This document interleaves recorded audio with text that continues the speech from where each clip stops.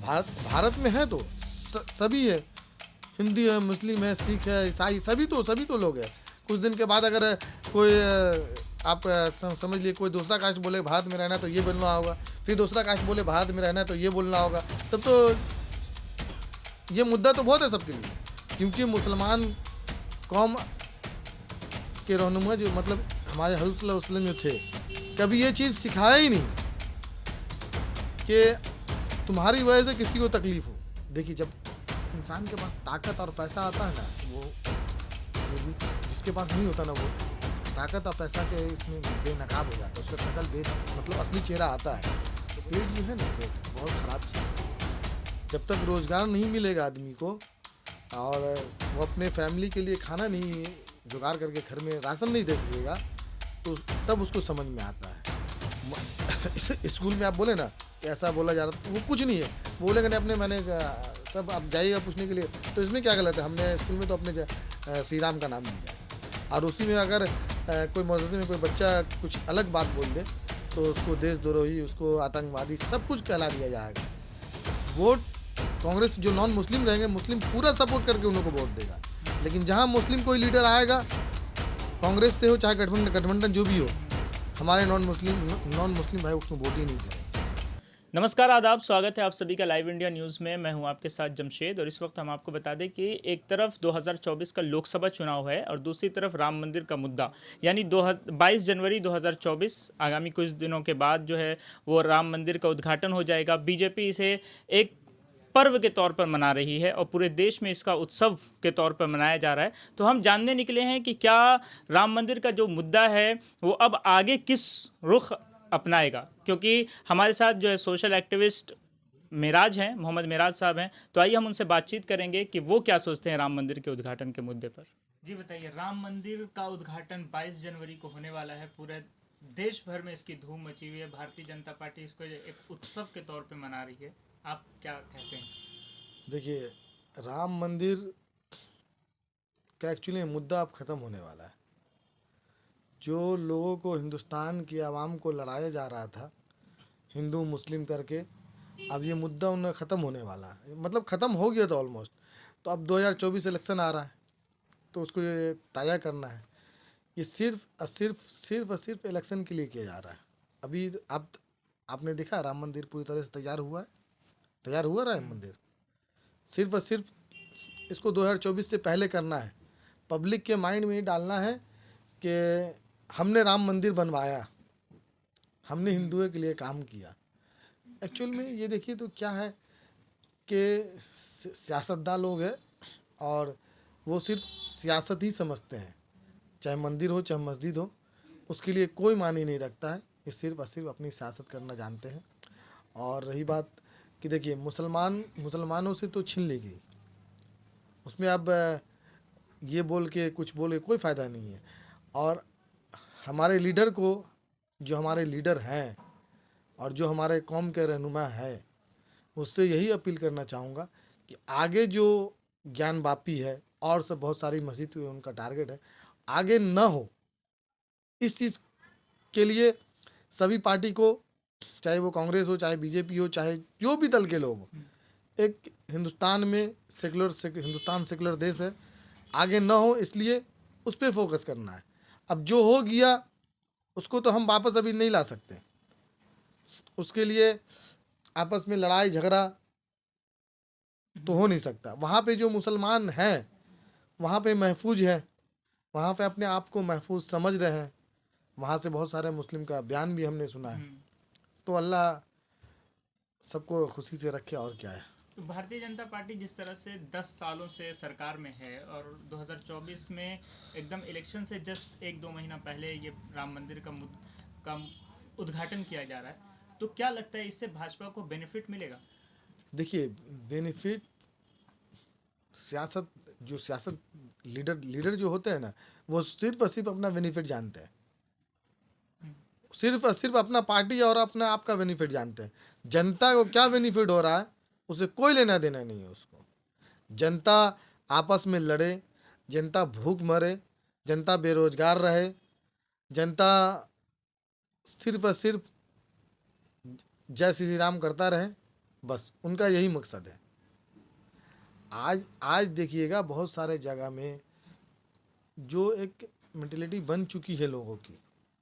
अभी हम एक जगह में गए हुए थे, तो समझ लीजिए कि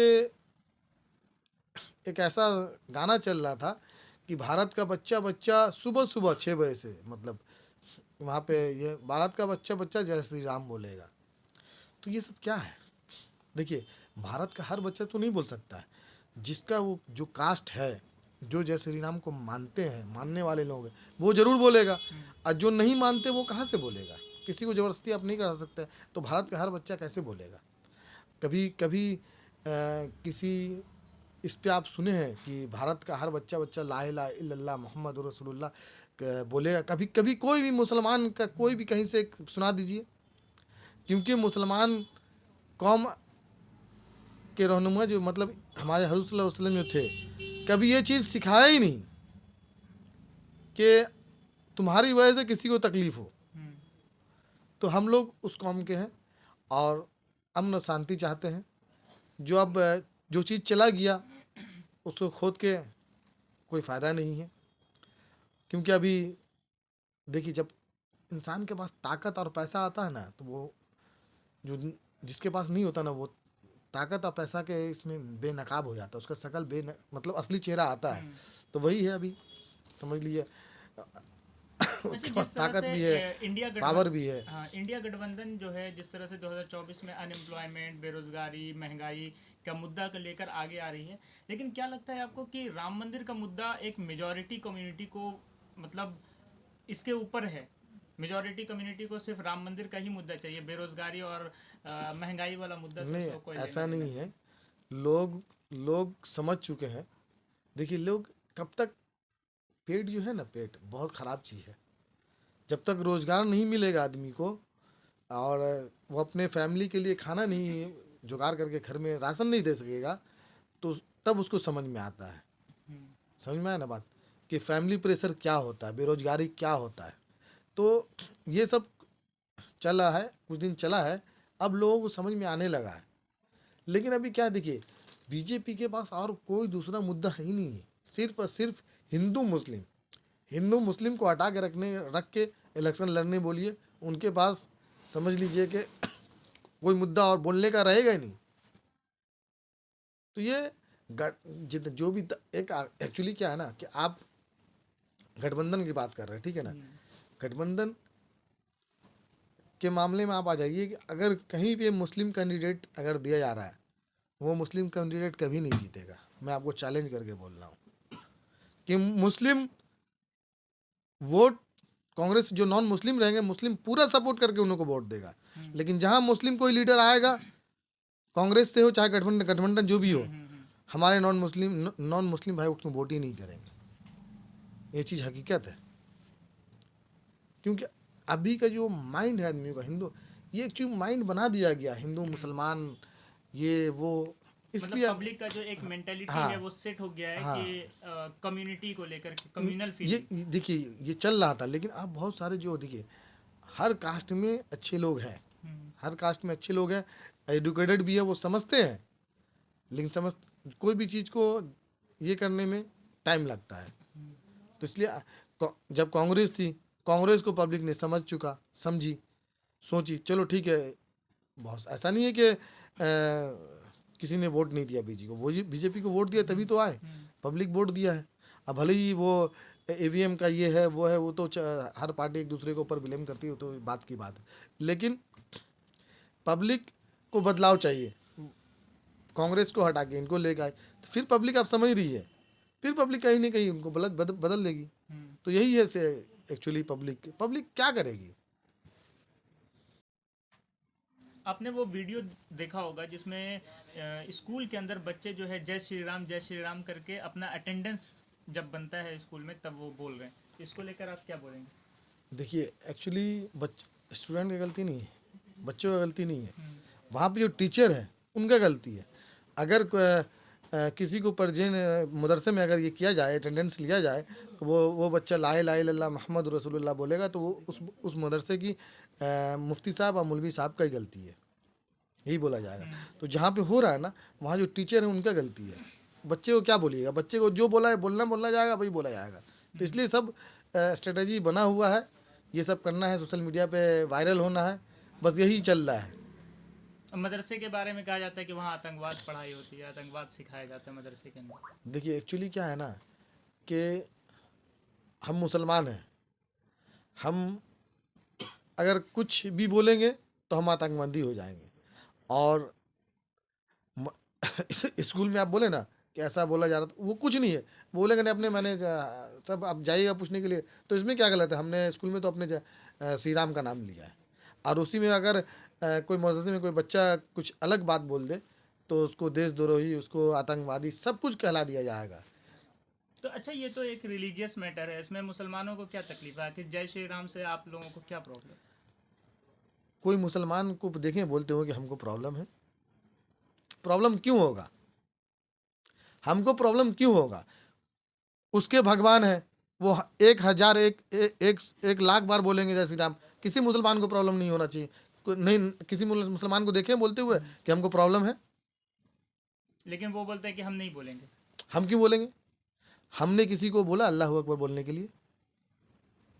हम देखिए, मेरा रिलीजन अलग है, हमको जो हमारे कौम में जो सिखाया गया है कि अल्लाह अकबर, नारे तकबीर, ये बोलना हम किसी हिंदू भाई को नहीं बोल सकते कि आप अल्लाह अकबर और नारे तकबीर बोलिए, तो कोई हमको भी नहीं बोल सकता है कि आप जय श्री राम बोलिए।